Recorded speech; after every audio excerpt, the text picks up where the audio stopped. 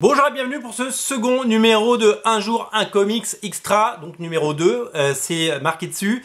Et aujourd'hui un épisode consacré à la série Powers of X, un numéro spécial pour le premier numéro de la série Powers of X, qui se dit aussi Powers of 10.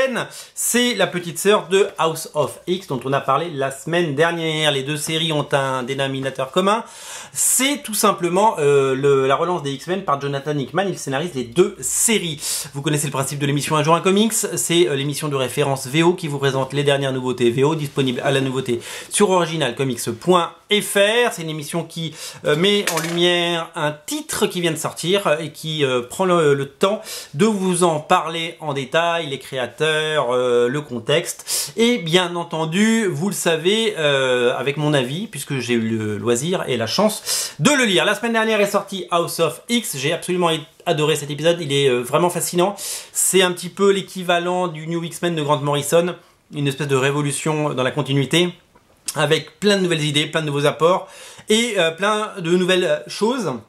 Un dessin formidable signé Pepe Larraz.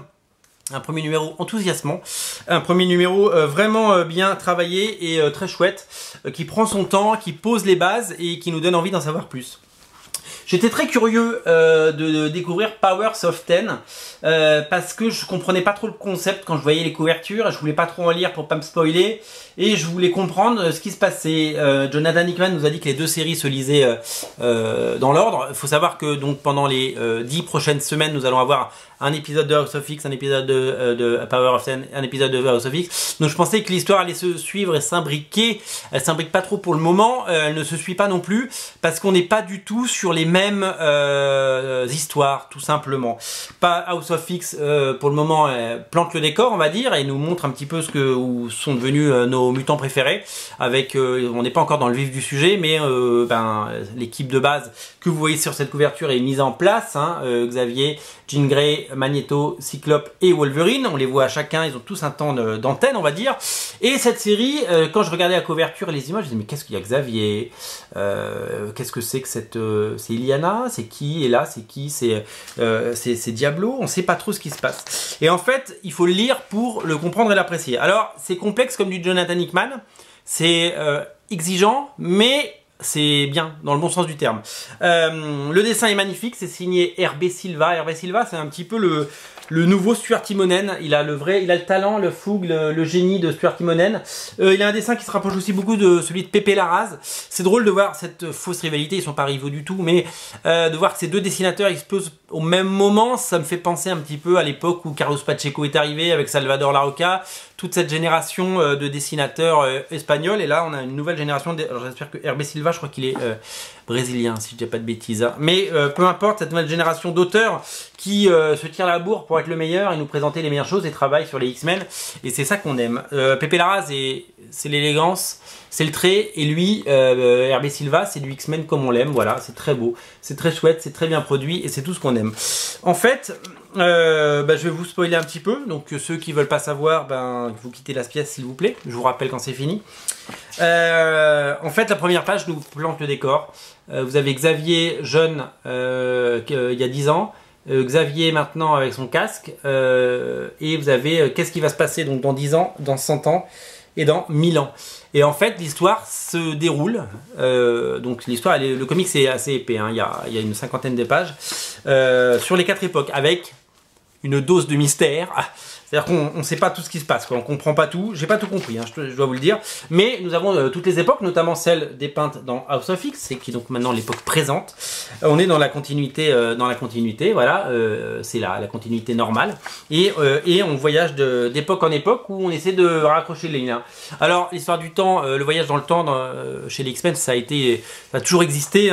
Tous les personnages qui viennent du futur, du passé, etc. Ça fait partie des grandes choses. Ce qui m'étonne assez, c'est que Jonathan Hickman avait dit que il n'y aurait pas de voyage. Alors, il n'y a pas de voyage dans le temps, proprement dit, c'est simplement des choses qui se passent dans le futur et dans le passé. Donc, ce sont des histoires sur 4 timelines différentes. Voilà, comme vous pouvez le voir, là, ça se passe très largement dans le futur avec Nimrod, etc., etc. Donc, c'est pas que c'est confus, c'est que pour le moment c'est très mystérieux. J'ai pas tout compris, je dois vous l'avouer. Je l'ai lu, je vais le relire certainement dans le week-end. Mais j'ai vraiment apprécié parce que d'abord c'est très beau. Moi j'ai vraiment beaucoup d'affection pour les comics très beaux. Parce que ça facilite vachement la lecture et c'est très agréable. Je vieillis, je m'embourgeoise et j'aime les beaux dessins. Et là, les dessins sont très beaux. La deuxième chose à savoir, c'est que il a été assez intelligent pour saupoudrer assez de mystère, pour qu'on ait envie d'en savoir plus et savoir où on va. Alors pour le moment, j'ai une vraie préférence, je vous le cache pas, pour House of X, mais je le savais que j'allais avoir une préférence pour House of X et Power of Ten, et donc la série qui, bien entendu, complète le game. Et c'est à lire absolument, en tout cas le premier numéro pour essayer.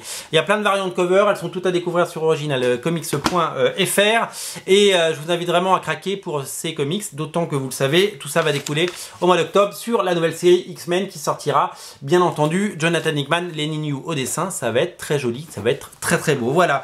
Donc moi, vous le savez, quand on parle d'X-Men, c'est comme si quand on parle de ma famille, quoi. C'est, je la défendrai, bec et ongles, je me battrai pour elle. Enfin, vous voyez, c'est important, c'est des vraies valeurs. Moi, les X-Men, j'adore. Donc, j'aime quand les X-Men sont très bien. Je souffre quand les X-Men souffrent aussi.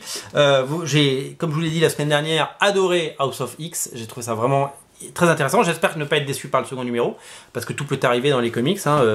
Mark Millar a déjà fait des comics où on lit le premier, on fait waouh, et après on fait ouais. Voilà, l'effet d'appel du premier numéro avec le beau cliffhanger, avec les trucs qui vont bien, ça marche, mais il y a des moments on peut en faire le tour. L'autre, bien entendu, série Powers of Ten, je vais creuser également parce que j'ai bien aimé. J'ai pas adoré comme House of X, j'ai bien aimé. Mais j'ai envie d'en lire plus parce que c'est pour le moment juste très intriguant, voilà. Où est-ce que tout ça va nous mener? D'autant qu'on a l'impression que, comme on le voit là, on va arriver sur un statu quo dans quelques mois. Donc, qu'est-ce qui va nous amener à ce statu quo? Eh bien, nous le découvrirons tous ensemble. Voilà, je vous invite à découvrir House of X et Power of Ten. Les deux sont disponibles, les deux numéros 1 sont disponibles. On va pas faire une émission par numéro, mais on essaiera de vous signaler quand ils sortent, etc. De toute façon, il y en a un par semaine à partir de maintenant. Vous êtes très très nombreux, je voulais signaler ça aussi avant de terminer. House of X, d'habitude X-Men, honnêtement, pour tout vous dire, X-Men on les commandait par 10, les derniers Uncanny X-Men là, 21, 22, X-Men, quand on a pris du numéro 1, je crois une trentaine, ou ouais, 30, c'est ça, hein, avec Mahmoud Asrar au dessin, on a eu du mal à les vendre, hein, ça a été compliqué de les vendre, parce que il y a eu un désamour des X-Men depuis quelques années. Marvel Studios a fait en sorte que les X-Men soient moins visibles, et Marvel Comics également, et donc du coup les gens aiment moins les X-Men. House of X, il y a un vrai intérêt, parce qu'on est à plus de 70 exemplaires vendus en version originale pour le numéro 1, c'est dingue, on n'avait pas vendu autant de comics en VO sur X-Men depuis très longtemps, je crois que depuis 4 ans, depuis le début d'Original Comics, on avait jamais fait ça. Mais voilà, vous êtes très nombreux, donc j'espère que ça vous plaît, et dites-nous ce que vous avez pensé de Power of Ten. En tout cas, tout est disponible sur originalcomics.fr. Salut!